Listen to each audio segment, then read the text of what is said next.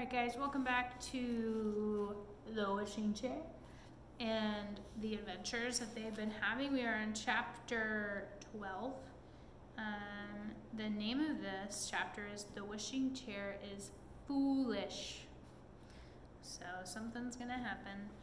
Are you calm? Are you comfortable? Are you ready for this amazing chapter? I am. Alright, here we go. Once the wishing chair was very foolish and nearly landed the children and Chingy into a dreadful fix. It grew its wings one morning when the children were playing snakes and ladders. That's a game. Chingy saw the red wings flapping and jumped up in excitement. "Come on," he cried. "I'm longing for another adventure." They all jumped into the chair. It flew out the door in a great hurry and then up into the air. It was a beautiful day and the children and Chingy could see for miles. The chair seemed to be in a rather silly mood. It swung to and fro as it flew, and then it jiggled about once or twice. "I say," said Chingy, "I don't like this. Hold on tightly, children, in case the chair turns head over heels or something silly. It's in a dangerous mood." "Shall we go back home?" asked Molly in alarm. "Of course not," said Peter. "We'll never turn our backs on adventure." So on they went, the chair still doing its little tricks. At last, Chingy really did get a bit frightened. For once, Peter almost fell off. "Go down to earth at once, chair," he commanded. The chair seemed cross. It didn't want to go down, but it had to, so down it went, jiggling every now and again, as if it really did mean to fling the children off. Peter looked down to see where they were going. There was a village below them, and they seemed to be going down towards the roof of a house. I hope the chair doesn't land on the roof," said Peter. "It looks as if we're going to." But it did something even worse than land on the roof. What do you suppose it did? Any ideas? It tried to go down the large red chimney belonging to the house. It was really behaving foolishly.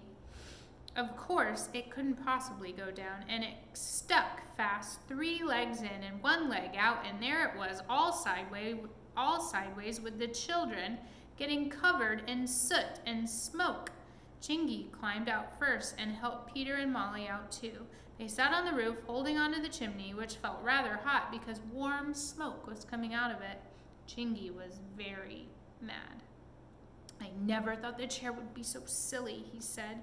"It has acted so sensibly up to now. Now look what it's done. It's gone and stuck itself in somebody's chimney, and goodness knows how we are going to get out. And here we are up on this roof of a village that we don't even know." "It's too bad," said Molly. "Look at my dress. It's covered in soot." "We'd better shout out and see if someone can help us down," said Peter. So they shouted, "Hey, hey, hey, help, hey, hey, hey." Soon a gnome heard their shouting and came out to see what it was all about. When he saw the 3 children up on the roof and the chair in the chimney, he was amazed. He shouted to his friends, and soon the whole village was staring upwards at them. Here is your picture. I want to see. Oh, I lost a page. "Get a ladder and help us down," shouted Peter. "Our chair has landed us into a fix." In a few moments, a long ladder was brought, and the children and Chingy climbed carefully down it to the ground. Chingy explained what had happened, and the village folk exclaimed in astonishment. "The thing is," said Peter, "how are we going to get the chair out? It can't stay there for the rest of its life, cooking like a chimney pot." Nope, cooking in a chimney pot. That's what I said. "Who would have thought it would have been so silly?" "It's trying to get out," said Molly suddenly. "Look, it's wiggling." So it was. It did look funny.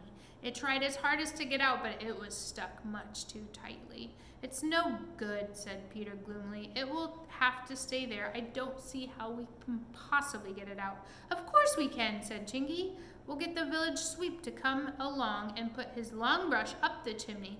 Then the silly old chair will be swept out of the chimney. He will get into it when it comes to earth and go home immediately before it has time to do anything silly again. I'll fetch the sweep, said a round-faced gnome at once. He lives next door to me. He ran off and in a few minutes came back with a little sweep looking rather black, carrying his bundles of poles. He stared in astonishment at the chair and the chimney. Why do you think the chimney sweep looks a little black? What does he do all day?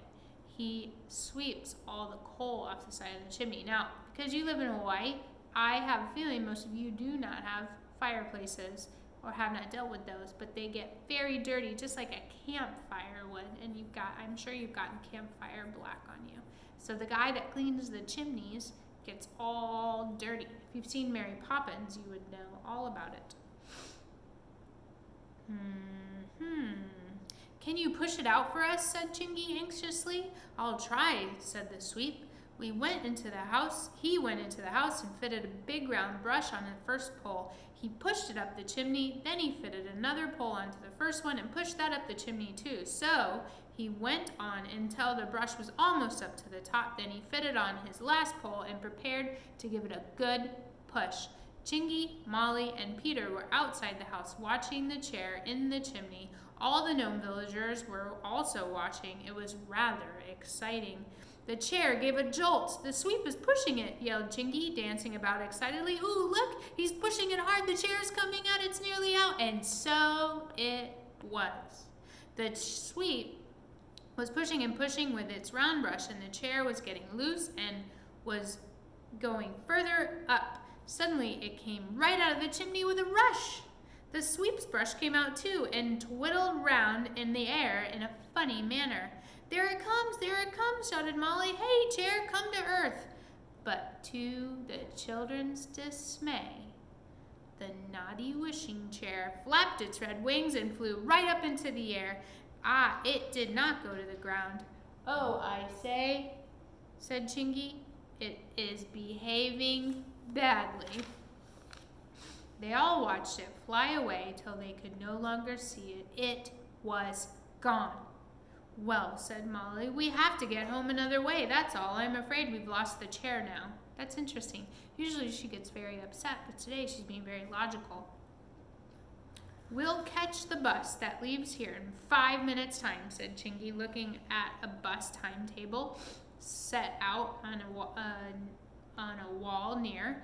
It won't be long before we're home. I'm sorry about the chair, said Peter sadly. It gave us some fine adventures, you know. It was behaved very badly today, it's true, but once or twice it has been very good to us, like when it fetched us from the witch, Kiri. Yes, said Chingy. We mustn't forget the good things it's done just because it's one time been bad. Come on, here's the bus. They got into the bus, which was very peculiar because the driver was a duck and the conductor was a rabbit. However, Chingy didn't seem surprised, so Molly and Peter said nothing, but they stared. In 10 minutes, they found themselves outside a cave in a hillside. This is where we get off, said Chingy. Much to their surprise, they followed him into the cave and up some steps. Chingy opened the door, and to the children's amazement, they found themselves climbing out of a tree in the wood near their own home. You simply never know where an entrance to fairyland is, said Molly, staring at the tree as Chingy shut the bark door. They ran home, and the very first thing they saw in their playroom was, guess, The wishing chair. their wishing chair. They stared in astonishment. Why, it's come back home after all, said Peter, delighted. Its wings have gone. Oh, fancy. It's come back to us. Isn't that lovely? Good old chair, said Molly, running to it and sitting down on it. I'm glad it's back. I expect it's sorry now. I don't mind having nearly gone down a chimney now it's all over. It's so exciting to think of. Don't say things like that in front of the chair, said Chingy. There's no knowing what it might do next. Let's brush our clothes clean, said Peter, getting a brush. We'll get into trouble if we don't, and certainly no one would believe us that we were stuck in a chimney. Whatever shall we do next, said Molly. Aha! Let's wait and see. And that is the end of that chapter. So, the wishing chair is making itself a character more and more as the book progresses. In that chapter, the problem, they did make a big deal about it, right? They were stuck in a chimney, they found a solution, and they weren't that mad at the chair. So I have a feeling that the next chapter is going to be much more exciting. I will see you soon.